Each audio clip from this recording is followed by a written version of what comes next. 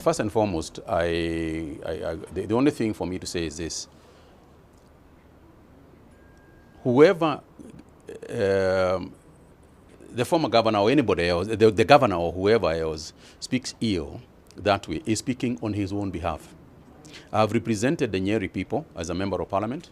I've represented the Nyeri people as a senator in the Nyeri county, and I know the feelings of the Nyeri people. And we are mourning with the rest of Kenya. I am personally mourning. The late Honorable Raila Odinga was a personal friend of mine and a personal friend of very many people within the county of Nyeri. And what I can tell you for a fact is that the words that, if you speak ill, it is culturally repugnant, you know, and in our culture. And if I speak as a Kenyan who happens to be a Mogikoyo, you know, a Kenyan who happens to be a Mogikoyo, I can tell you that culturally it is repugnant for you to speak ill of people who have passed on.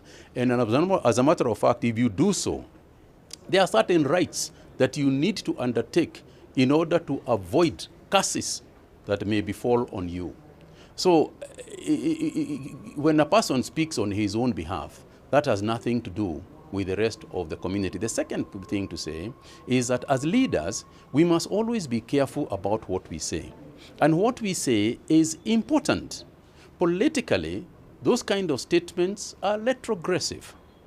And it is not in anybody's interest for you to make those kind of statements that can obviously bring divisive aspects, especially in times like these ones. I think as a human being, it is insensitive.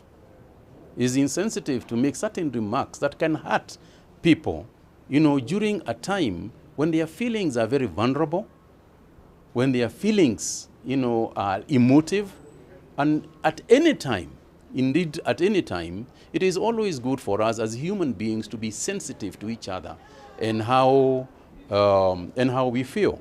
So morally is indefensible. Is indefensible how you can make remarks that within the community and within the realm of the human race, we just don't do.